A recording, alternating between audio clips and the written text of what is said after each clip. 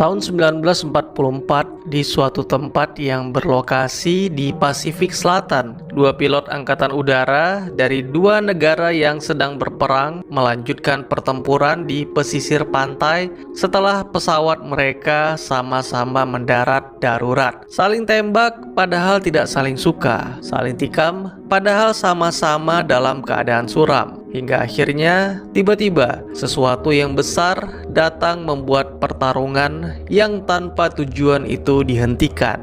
Apa yang sebenarnya terjadi?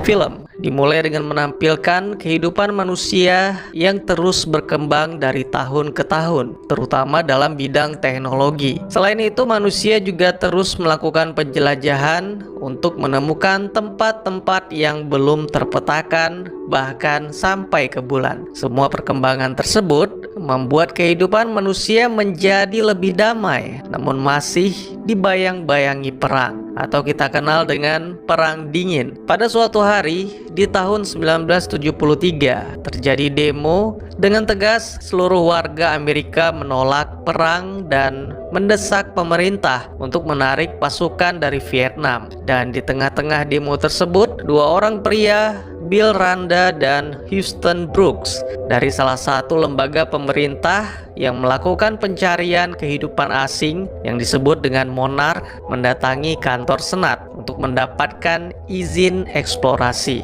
Meskipun persiapannya belum matang, tapi mereka harus tetap mengajukan, karena jika Perang Dingin berakhir dan persaingan mereda, maka akan lebih sulit untuk mendapatkan izin. Ini sudah kelima kalinya Senator Al Willis menolak pertemuan dengan anggota Monarch karena terus membahas tentang monster-monster dalam khayalan. Oleh karena itu, kali ini Bill yang merupakan seorang sahabat turun tangan. Tanpa janji, tanpa jadwal, dia langsung bertemu dengan Al dan menjelaskan situasinya. Satelit telah menemukan sebual tempat baru yang belum pernah terjamah di Pasifik Selatan, sebuah tempat yang dalam legenda disebut sebagai Pulau Tengkorak, tempat di mana Tuhan belum menyelesaikan ciptaannya. Pulau ini terkenal karena banyak menghilangkan kapal dan pesawat yang melaluinya, sama seperti segitiga Bermuda. Bill menambahkan, program Kastil Bravo bukanlah sebuah uji coba peluncuran nuklir, melainkan mereka ingin membunuh sesuatu yang mana berhubungan dengan hancurnya kapal USS Lawton. Dia yakin ada ekosistem yang tak terbayangkan, dan tempat untuk menemukannya adalah Pulau Tengkorak, di mana mitos dan sains bertemu. Al boleh menganggap bahwa semua penjelasan tersebut adalah dongeng atau omong kosong, namun Houston menegaskan bahwa dalam beberapa jam ke depan, satelit Rusia akan melewati sektor itu, dan bagaimana jika Rusia lebih dulu menemukan sesuatu yang tak terbayangkan tersebut. Sebuah ucapan yang membuat pikiran senator terbuka. Bill dan Houston mendapatkan izin eksplorasinya dan mereka akan ke Skull Island bersama dengan tim Landsat. Namun itu masih belum cukup karena Bill juga membutuhkan pengawalan dari anggota militer. Pasukan yang dipilih adalah Angkatan Udara di bawah pimpinan Kolonel Preston Packard. Pria itu sangat profesional, meskipun anak buahnya sedang menunggu jadwal pulang, tapi Preston dengan senang hati menerima misi tersebut. Karena masih belum cukup, Bill juga mengajak seorang pemburu profesional dan mantan Angkatan Udara Inggris. Bill menegaskan bahwa jangan pernah menilai seseorang dengan melihat tempat tinggal atau tempat nongkrongnya, tapi nilailah kemampuannya dan apa yang telah dilakukan. Sang pemburu itu bernama James Conrad. Bill dan Houston menemukan pria itu di salah satu bar di Saigon, Vietnam, sedang menumbangkan dua berandalan yang melakukan kecurangan. Penawaran pertama dari Bill terlalu rendah dan penawaran kedua tidak berkelas. James meminta bayaran 5 kali lipat dengan bonus jika berhasil membawa mereka keluar dengan selamat. Houston yang merasa ketakutan langsung menyetujuinya. Mereka tidak bisa menceritakan apapun tentang Pulau Tengkorak karena memang informasinya sangat minim. Tapi pada intinya, mereka perlu arahan dari orang yang berpengalaman di dalam hutan seperti James.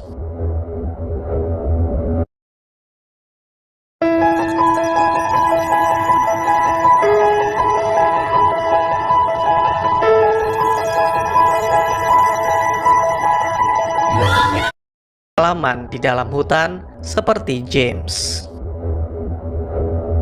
Kelompok Landsat mengajak salah satu fotografer ternama yaitu Mason Weaver. Meskipun seorang wanita, tapi jangan sekali-sekali meremehkannya. Karena Mason sudah sangat berpengalaman di lapangan, bahkan di area perang. Jadwal keberangkatan adalah besok pukul 6 sore dengan menggunakan kapal Athena, dan semua diminta berkumpul di sebuah dermaga di Bangkok. Wanita itu terlihat sangat antusias karena merasa penasaran dengan Pulau Tengkorak, apalagi setelah mendapatkan informasi dari 3 orang berbeda tentang penghuninya. Besok sorenya ketika kapal mulai meninggalkan dermaga, Victor Nieves, sang komandan Landsat, menjelaskan tentang beberapa hal. Salah satunya tentang Pulau Tengkorak yang dikelilingi badai abadi, dan itulah yang menjadi penyebab mengapa pulau itu tersembunyi dari dunia luar. Tapi dengan bantuan helikopter Kolonel Preston, mereka semua akan menjadi orang pertama yang mendatangi pulau tersebut. Selain itu, Victor juga memperkenalkan tim ekspedisi yang terdiri dari Bill sebagai komandan, Houston sebagai ahli geologi, dan kemudian seorang wanita bernama San Lin sebagai ahli biologi. Fokus mereka adalah permukaan pulau serta yang ada di bawahnya. Oleh karena itu, mereka akan menggunakan bom seismik dengan alasan sains untuk memetakan permukaan pulau. Alat komunikasi kemungkinan besar tidak bisa digunakan di Pulau Tengkorak. Maka mau tidak mau, mereka akan berjuang sendiri. 3 hari kemudian, tim yang membawa bahan bakar, makanan, serta bantuan akan datang dan mereka semua akan kembali melakukan penjelajahan dalam waktu yang tidak ditentukan. Merasa curiga, James pun memeriksa gudang untuk mencari tahu tentang bom seismik. Di sana dia bertemu dengan Mason yang dulunya pernah menjalin hubungan. Mereka saling menceritakan tentang latar belakang berada di kapal itu dan kebetulan memiliki pandangan yang sama terhadap bom yang seharusnya tidak perlu dibawa. Keesokan paginya kapal mereka sudah berada di hadapan badai. Itu membuat Victor ketakutan dan membatalkan misi serta bertekad tidak akan pergi ke pulau itu. Tapi pada kenyataannya, tak lama kemudian entah apa yang terjadi sehingga pria itu berada di dalam helikopter untuk ikut bersama tim ekspedisi Fox. Inilah salah satu momen menegangkan di mana mereka mencari lubang untuk menembus badai. Kolonel Preston terus mengoceh, berdoa sembari menyemangati para pilot. Akhirnya badai berhasil dilalui. Mereka melihat sebuah pulau yang benar-benar indah dan sepertinya belum terjamah tangan-tangan kotor manusia. Namun sangat disayangkan, tangan tim inilah yang mengotori pulau. Tak lama setelah mendarat, Houston dan tim Landsat mulai memerintahkan para tentara untuk menjatuhkan bom seismik hingga terjadi ledakan di mana-mana. Lalu tiba-tiba sebatang pohon melayang bagai tombak menghancurkan helikopter. Itulah yang menjadi awal dari hukuman dan pembantaian bagi tim Fox.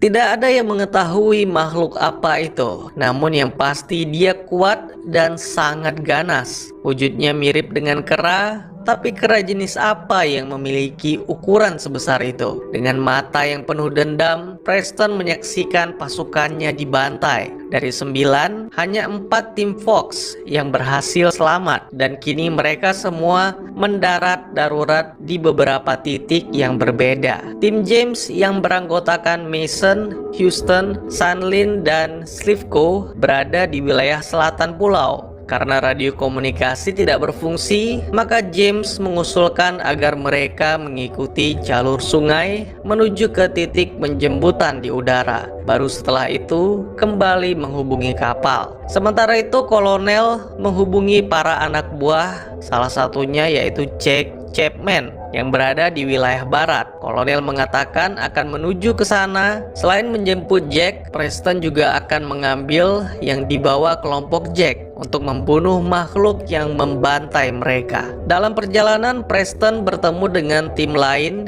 yang beranggotakan Glenn Mills dan Earl Cole. Preston juga bertemu dengan Bill. Sang kolonel langsung mengancam akan menembak kepala Bill jika tidak menjelaskan apa yang sebenarnya terjadi. Pada momen ini, Bill menjelaskan semua yang dia ketahui, mulai dari USS Lawton, yang mana Bill adalah satu-satunya orang yang selamat dari kecelakaan dan mengetahui apa yang menghancurkan kapal itu. Bill menghabiskan 30 tahun untuk membuktikan kenyataan tersebut, membuktikan bahwa planet bumi bukan milik manusia, karena ada spesies kuno yang jauh lebih dulu menguasainya, dan pasti mereka akan bertindak untuk merebut bumi kembali dari tangan manusia. Bill turut berduka atas apa yang menimpa anak buah Preston, tapi kini yang bisa mereka lakukan adalah mengumpulkan dan membawa pulang bukti agar bisa mengirimkan pasukan.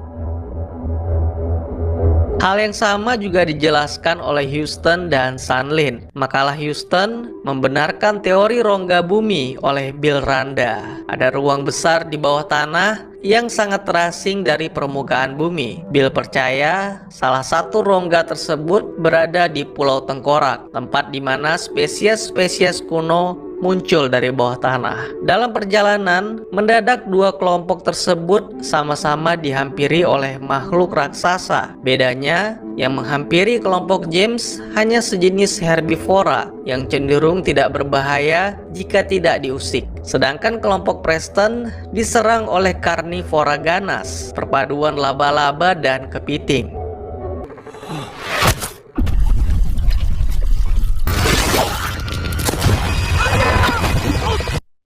Glenn nyaris menjadi santapan. Beruntung dengan cepat Cole dan para prajurit lain menebas kaki-kaki makhluk itu. Lalu tembakan dari sang kolonel memastikan predator itu benar-benar mati.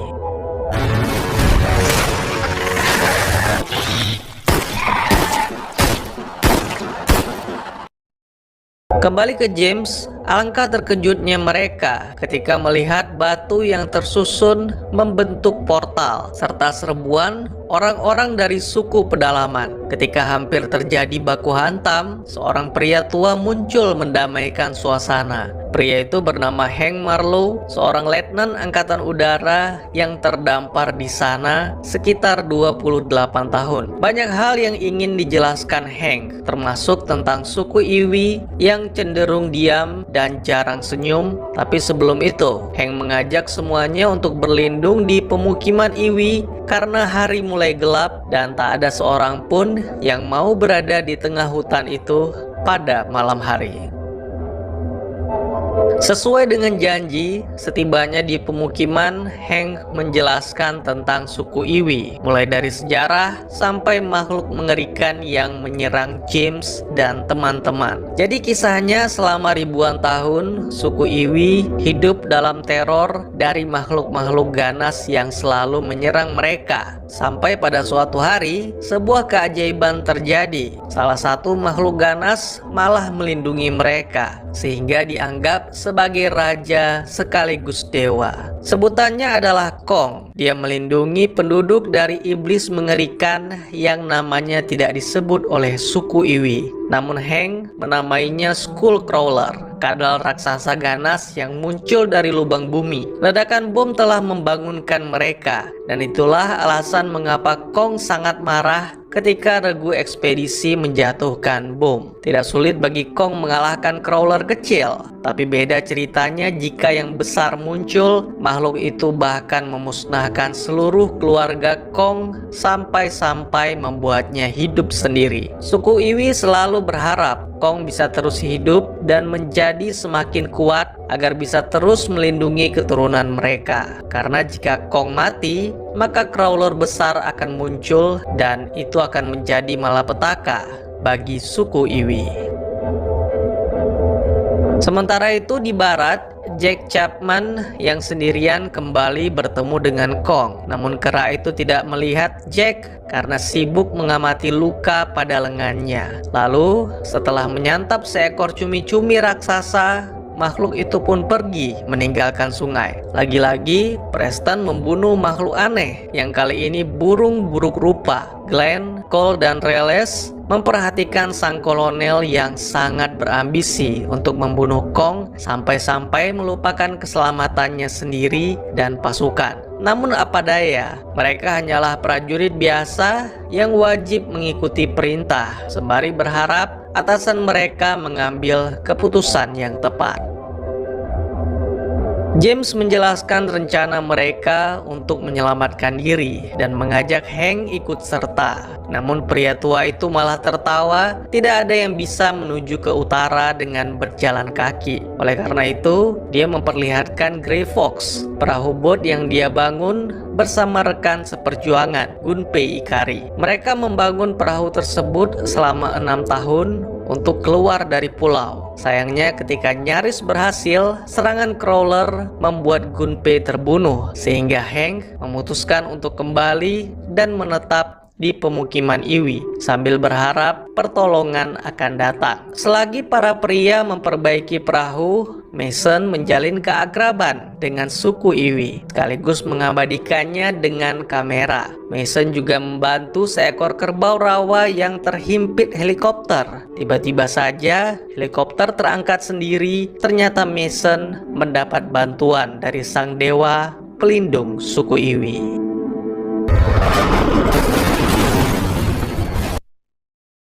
Selain pertemuan Mason dengan Kong, ada beberapa momen yang terjadi sore itu. Slivko menceritakan peristiwa-peristiwa yang terjadi pasca Perang Dunia II, seperti tentang Perang Dingin, tim baseball yang menjadi juara, serta perkembangan ilmu pengetahuan dan teknologi yang membuat manusia mendarat di bulan. Selain itu juga ditampilkan kelompok Preston yang menemukan jejak Kong. Pria itu semakin bersemangat karena mengetahui kondisi Kong yang terluka. Sangat disayangkan, sepertinya salah satu misi kolonel untuk menyelamatkan anak buahnya akan gagal karena Jack secara tiba-tiba diserang oleh makhluk yang dijuluki iblis oleh suku Iwi.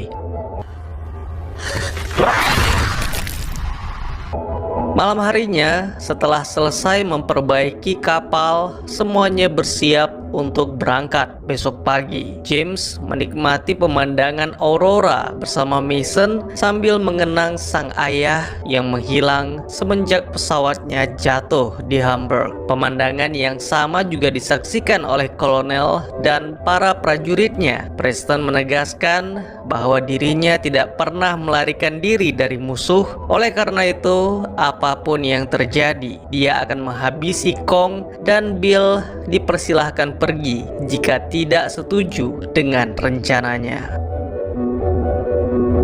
Keesokan paginya, kedua tim sama-sama melanjutkan perjalanan setelah mengucapkan salam perpisahan di makam Gunpei, dan kepada suku Iwi, tim James menyusuri sungai dengan menggunakan Grey Fox. Hank sangat ingin bertemu dengan istri dan anaknya, tapi pria itu tidak berharap banyak asalkan bisa melihat satu kali saja. Itu sudah lebih dari cukup. Di tempat lain, tim kolonel masih terus mengikuti jejak yang ditinggalkan Kong. Tiba-tiba saja komunikasi tersambung dan setelah Slivko menjelaskan kondisinya, Kolonel menembakkan suar untuk memberitahu lokasi mereka. Ternyata tidak terlalu jauh, hanya sekitar 2 km. Kini harapan mereka untuk meninggalkan pulau semakin besar, tapi tidak dengan Victor. Sangat disayangkan, pria itu ditangkap dan langsung dihabisi oleh sekawanan burung pemangsa yang buruk rupa.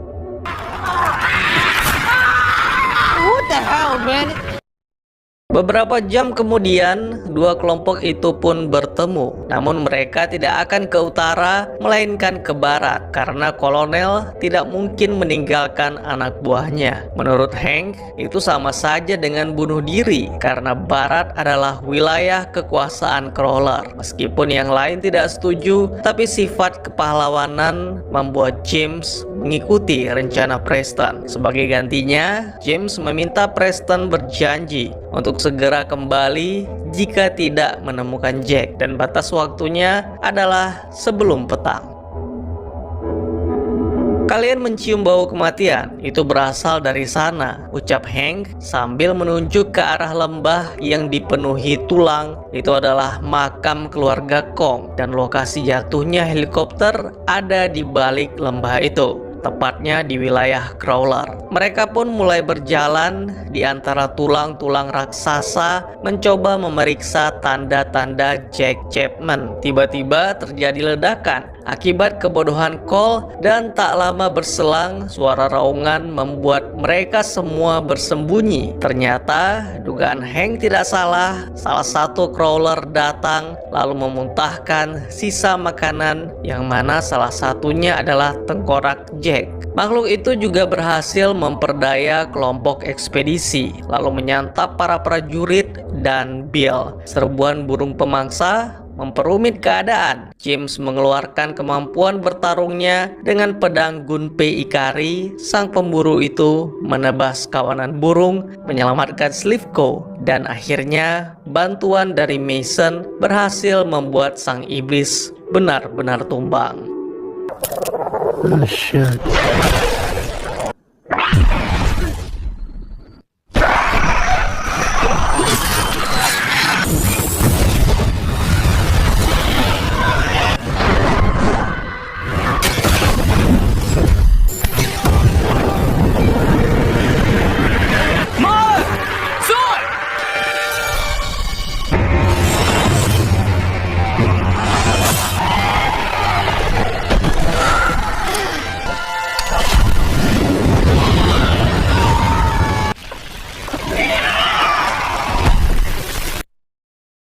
Percuma menyadarkan Preston, mengetahui kematian Jack malah membuat dendamnya semakin membara. Oleh karena itu, memisahkan diri, dan akhirnya Preston menemukan surat terakhir Jack yang menancap di pohon. Dia meminta Mills untuk memastikan surat itu sampai ke tangan putra Jack, yaitu Billy. Tak jauh dari sana, akhirnya mereka menemukan helikopter Sea Stallion. Seluruh prajurit diminta mempersiapkan perangkap karena sebentar lagi mereka akan membunuh sang raja.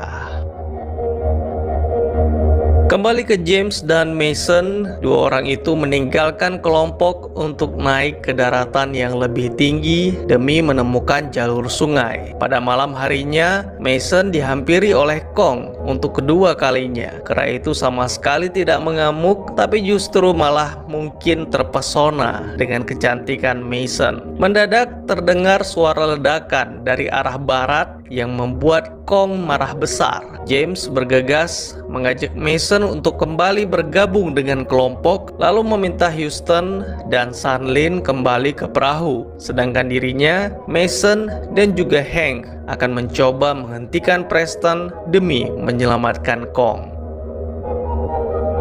Kong benar-benar terpancing dan masuk ke dalam perangkap Preston. Sempat mengamuk beberapa saat, lalu tak berselang lama, kera itu pun tumbang.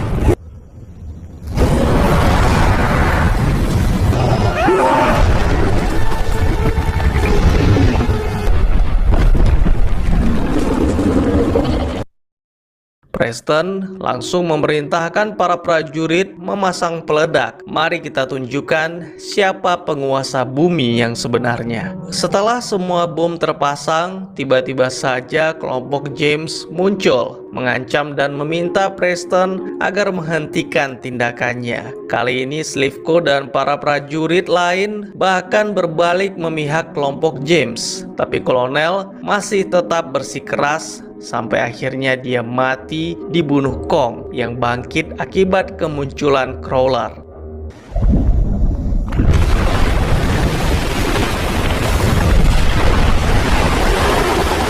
Die, you motherfucker.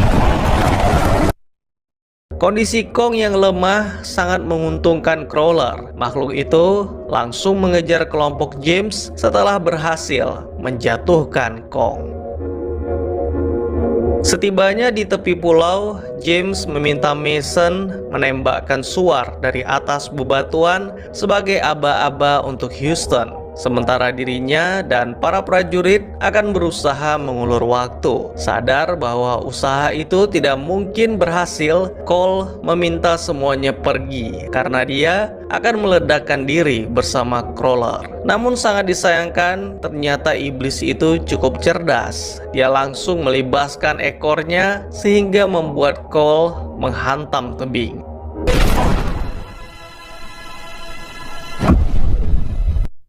Kembalinya Kong memulai pertarungan epik dua monster raksasa, penguasa Pulau Tengkorak. Meskipun sempat terlilit rantai kapal, tapi Kong tidak menyerah. Dengan bantuan para manusia, kera itu kembali lalu menghabisi Skullcrawler yang telah membunuh kaumnya sekaligus menyelamatkan Mason yang terhempas ke dalam sungai akibat pertarungan tersebut.